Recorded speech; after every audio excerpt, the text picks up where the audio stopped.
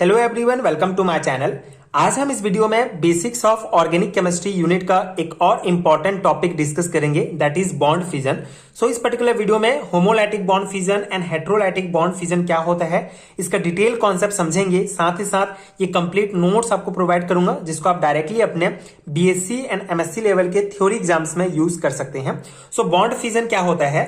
The breakage of a chemical bond, usually a covalent bond, is often referred to as bond fission. The two primary type of bond fission are homolytic fission and heterolytic fission। ठीक है, तो bond fission बहुत simple सा concept है। कोई भी chemical bond, usually covalent bond, जब टूटता है तो उसको बॉन्ड फिजन कहा जाता है। ठीक है, कोई भी दो एटम आपस में बॉन्ड के द्वारा जुड़े होते हैं, ठीक है, जिसे केमिकल बॉन्ड कहा जाता है। कोवलेंट बॉन्ड जो होता है वो दो एटम आपस में जब अपने इलेक्ट्रॉन शेयर करके बॉन्ड बनाते हैं तो उसको कोवलेंट बॉन्ड कहा जाता है। तो जब कोवलेंट बॉन्ड आपस में बीचों बीच टूटता है, ठीक है, तो इसी को ही बॉन्ड फिजन कहा जाता है। टू टाइप के होते हैं, homolytic bond fission and heterolytic bond fission. मतलब ये जो इलेक्ट्रॉन्स हैं, इलेक्ट्रॉन से ही मिलकर ये बॉन्ड बना हुआ है, तो इलेक्ट्रॉन का विभाजन किस प्रकार होगा जब ये बॉन्ड टूटेगा, तो उसी आधार पर दो प्रकार से बांटा गया है बॉन्ड फिजन को। सो पहला है homolytic bond fission. In this type of fission bond break symmetrically. On bond fission both atoms separate with one shared electron and free radicals are form. ठीक है, तो ये जो होमोलाइटिक बॉन्ड फिजन होता है इसमें सिमेट्रिकली होता है। ठीक है, जो बॉन्ड ब्रेक होगा, जो बॉन्ड टूटेगा, वो सिमेट्रिकली होगा। मतलब कि जो इलेक्ट्रॉन्स जो मिलकर बने हुए हैं उनमें से जैसे दो इलेक्ट्रॉन मिलकर एक बॉन्ड बनता है, तो एक एक इलेक्ट्रॉन जो है एक एक एटम की तरफ चले जाएगा जब ये बॉन्ड टूटेगा, तो उसी को होमोलाइटिक बॉन्ड फिजन कहा जाता है। सो होमोलाइटिक बॉन्ड फिजन में सिमेट्रिकली बॉन्ड ब्रेक होता है। तो इसमें कैसे होगा ये देख सकते हैं, ये हमारा एल्काइल हैलाइड हमने एग्जांपल लिया है। तो एल्काइल हैलाइड में जो बॉन्ड है दो इलेक्ट्रॉन से मिलकर बना हुआ है, तो जब होमोलाइटिक बॉन्ड फिजन होगा तो ये एक इलेक्ट्रॉन यहां और एक इलेक्ट्रॉन यहां इस प्रकार से चले जाएंगे, और ये इलेक्ट्रॉन इनमें जो है रेडिकल्स के रूप में रहेंगे। कोई आयन नहीं बनेगा। ठीक है, इसमें आयन का फॉर्मेशन नहीं होगा होमोलाइटिक बॉन्ड फिजन में। इसमें जो इलेक्ट्रॉन आएंगे बॉन्ड फिजन के बाद वो रेडिकल्स के रूप में इन एटम्स में रहेंगे। जैसे अगर हम यहाँ पे Cl2 मॉलिक्यूल की बात करें तो जो क्लोरीन से मिलकर बना है, तो इनके बीच भी दो इलेक्ट्रॉन इस प्रकार से हैं। तो बॉन्ड फिजन के बाद एक एक इलेक्ट्रॉन इस प्रकार से रेडिकल के रूप में यहाँ पे आ जाएंगे। ठीक है, एक एक क्लोरीन के पास। So free radical of chlorine इस प्रकार से ये फॉर्म हो जाएगा। तो होमोलाइटिक बॉन्ड फिजन में जो है फ्री रेडिकल्स फॉर्म होते हैं। कुछ और इंपॉर्टेंट थ्योरी पॉइंट्स हम देख लेते हैं। Free radicals have no charge. These are not of ionic nature. These are very unstable and reactive. Free radical have one electron of sharing. For obtaining stability, free radicals react rapidly to get electrons for sharing. Many reactions mechanism are explained on the basis of free radicals. तो ये जो free radicals होते हैं इसमें कोई भी charge नहीं होता है, ये आयनिक नेचर के नहीं होते हैं, ये बहुत ज्यादा अनस्टेबल और रिएक्टिव होते हैं। इनमें सिर्फ एक इलेक्ट्रॉन है तो ये बहुत अनस्टेबल होता है, जल्दी से जल्दी जो है किसी दूसरे एटम के साथ इलेक्ट्रॉन शेयर करके बॉन्ड बना लेता है। ठीक है, जिससे उसमें स्टेबिलिटी आ सके। तो ये बहुत ज्यादा अनस्टेबल और रिएक्टिव होता है ना। और इसमें जो है radicals have one electron of sharing. इसके पास एक ही इलेक्ट्रॉन होता है जिसको शेयर करके वो बॉन्ड बना लेगा। तो इस प्रकार से होमोलाइटिक बॉन्ड फिजन में रेडिकल्स का फॉर्मेशन होता है। सेकेंड टाइप है heterolytic bond fission. In this type of bond fission the covalent bond break unsymmetrically. तो दो टर्म आपको याद रखने हैं, दो शब्द आपको याद रखने हैं, सिमेट्रिकली और अनसिमेट्रिकली। होमोलाइटिक में सिमेट्रिकली बॉन्ड फिजन होता है एंड हेट्रोलाइटिक में अनसिमेट्रिकली होता है। मतलब ये जो शेयर्ड पेयर ऑफ इलेक्ट्रॉन होते हैं goes with any one of the two parts, thus due to the heterolytic bond fission ion are form. तो इनमें से ये जो जैसे दो एटम्स आपस में इस प्रकार से बॉन्ड से जुड़े हुए हैं कोवलेंट बॉन्ड से, तो इनका जो बॉन्ड फिजन होगा, तो हेट्रोलाइटिक बॉन्ड फिजन में क्या होगा, दोनों इलेक्ट्रॉन किसी एक के पास चले जाएंगे। ठीक है, जैसे मान लो ये दोनों इलेक्ट्रॉन इस एटम के पास चले गए तो यहाँ पे नेगेटिव चार्ज हो जाएगा, क्योंकि यहाँ पे ज्यादा इलेक्ट्रॉन हो जाएंगे, और इस पे कमी हो जाएगी तो इसमें आ जाएगा आपका पॉजिटिव चार्ज। ठीक है, तो ये सिंपल सा कॉन्सेप्ट है। यहाँ पे भी एल्काइल हैलाइड हमने एग्जांपल लिया। तो एल्काइल हैलाइड दो इलेक्ट्रॉन्स हैं, तो जब इनका हेट्रोलाइटिक बॉन्ड फिजन होगा तो दो कंडीशन होंगे, या तो ये इलेक्ट्रॉन इसके पास कंप्लीटली चला जाएगा या फिर इसके पास चले जाएंगे। ठीक है, दोनों electrons.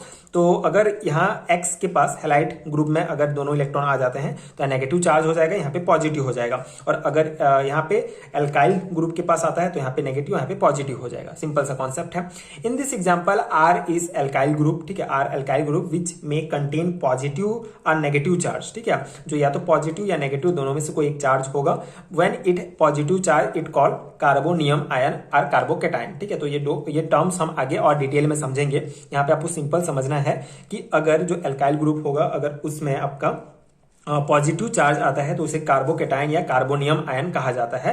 In this ion carbon atom has 6 electron in outer orbit, ठीक है। इसमें जो है 6 अगर पॉजिटिव चार्ज है तो इसके आउटर ऑर्बिट में सिर्फ 6 इलेक्ट्रॉन है, मतलब इसका अष्टक कंप्लीट नहीं है, इसलिए इसको कार्बोनियम या कार्बोकेटाइन कहा जाता है। यहाँ पे एग्जांपल में आप देख सकते हैं हमने मिथाइल क्लोराइड लिया है, तो मिथाइल क्लोराइड, ठीक है, जब CH3Cl के साथ इस प्रकार से बॉन्ड में जुड़ा हुआ है तो इसमें इनके बीच जब हेटेरोलाइटिक बॉन्ड फिजन होगा तो ये इलेक्ट्रॉन्स जो हैं वो क्लोराइड के पास इस प्रकार से क्लोरीन के पास चले जाएंगे, तो यहाँ पे आ जाएगा पॉजिटिव चार्ज, इसमें नेगेटिव चार्ज। तो ये जो पॉजिटिव चार्ज बना इसको ही कार्बोनियम आयन कहा जाता है। इसमें 6 इलेक्ट्रॉन्स हैं इसके आउटर सेल में, तो यही मेन कॉन्सेप्ट है हेटेरोलाइटिक बॉन्ड फिजन में। जो एल्काइल ग्रुप होता है उसके पास पॉजिटिव चार्ज उसमें फॉर्मेशन होता है जिसके कारण उन्हें कार्बोनियम आयन कहा जाता है। Similarly when there is a negative charge on carbon atom of radical it is called carbanion और कार्बो एनायन, ठीक है। तो दो टर्म, कार्बोनियम आयन किसे बोलेंगे जब कार्बन में पॉजिटिव चार्ज आएगा, और इसी प्रकार अगर कार्बन में नेगेटिव चार्ज आता है, ये दोनों इलेक्ट्रॉन इधर आ जाते हैं तो इसको बोलेंगे कार्ब एनायन, ठीक है, कार्ब एनायन। कार्बोकेटाइन या कार्बो एनायन, कार्बोकेटाइन जब पॉजिटिव चार्ज होगा, कार्बो एनायन जब नेगेटिव चार्ज होगा। Carb anion carbon atom contain 8 electron, इसमें 8 इलेक्ट्रॉन होगा, 2 इधर आ जाएगा तो 6 ऑलरेडी है तो 2 और आ जाएगा। In the outer cell due to presence of unshared electron pair negative charge exist on carbon atom. Affinity of carbonium ion is towards proton और nucleus, so it is called nucleophilic. तो ये basic concept I hope आपको समझ में आ गया होगा। कुछ important point है, जो कार्ब एनायन का जो एफिनिटी होता है वो न्यूक्लियस एंड प्रोटॉन की तरफ ज्यादा होता है, जिसके कारण जो कार्ब एनायन होते हैं ये न्यूक्लियोफिलिक होते हैं। एंड कार्बोनियम आयन जो होते हैं इनका एफिनिटी इलेक्ट्रॉन की तरफ ज्यादा होता है, इसलिए इलेक्ट्रोफिलिक होते हैं, ठीक है, नेचर में। And this ion act as reaction intermediate in different reactions. And ये जो आयन्स होंगे, ठीक है, ये जो carbanion and carbonium ion होंगे ये रिएक्शन इंटरमीडिएट की तरह बहुत सारे रिएक्शंस में यूज होते हैं। तो ये बेसिक कॉन्सेप्ट है, इनको हम आगे वीडियोस में और डिटेल में समझेंगे कार्बोनियम एंड कार्ब एनायन को। यहाँ पे बेसिक आई होप आपको समझ में आगे होगा। अगर नेगेटिव चार्ज है तो वो होता है कार्ब एनायन, एंड अगर पॉजिटिव चार्ज कार्बन में आता है तो उसको बोलते हैं कार्बोकेटाइन, ठीक है, या कार्बोनियम आयन, ठीक है। ये दो कॉन्सेप्ट है। कार्ब एनायन होता है ये नेगेटिव चार्ज वाले आयन होते हैं, तो ये जो है न्यूक्लियोफिलिक नेचर में होते हैं, क्योंकि न्यूक्लियस और प्रोटॉन की तरफ ये ज्यादा एफिनिटी शो करते हैं। और जो कार्बोनियम होते हैं ये पॉजिटिव चार्ज वाले होंगे, तो ये जो होंगे इलेक्ट्रोफिलिक होते हैं, क्योंकि ये इलेक्ट्रॉन की तरफ एफिनिटी शो करते हैं। तो ये दो जो है आपको ध्यान रखना होगा, बहुत इंपॉर्टेंट कॉन्सेप्ट है। एंड ये था homolytic and heterolytic bond fission. I hope आपको समझ में आगे होगा, एंड ये नोट्स आपके एग्जाम प्रिपरेशन के लिए हेल्पफुल रहा होगा। कभी कभी 2 और 3 मार्क्स में पूछा जाता है कॉन्सेप्ट, तो बहुत सिंपल सा कॉन्सेप्ट है, आप अगर बेसिक समझ लेंगे तो इजिली आप अपने शब्दों में लिख सकते हैं। सो ये पर्टिकुलर टॉपिक आपको बीएससी केमिस्ट्री के सिलेबस में basics of organic chemistry unit में मिलेगा। सो अगर आपको basics of organic chemistry unit के और हैंड रिटन नोट चाहिए जिसमें ये सभी टॉपिक्स डिटेल में कवर होंगे, तो स्क्रीन पे आपको एक नंबर दिख रहा होगा, उसमें आप व्हाट्सएप में मुझे डायरेक्ट कॉन्टैक्ट कर सकते हैं। इसके अलावा डिस्क्रिप्शन बॉक्स में आपको लिंक मिल जाएगा पीडीएफ का, वहां से आप डायरेक्ट डाउनलोड कर सकते हैं। इसके अलावा बीएससी एंड एमएससी लेवल के और भी हैंड रिटन नोट्स आपको मिल जाएंगे जो डेफिनेटली आपके एग्जाम प्रिपरेशन के लिए बहुत हेल्पफुल होगा। तो आप डिस्क्रिप्शन बॉक्स में दिए गए लिंक जरूर चेक कर सकते हैं। Thank you so much for watching.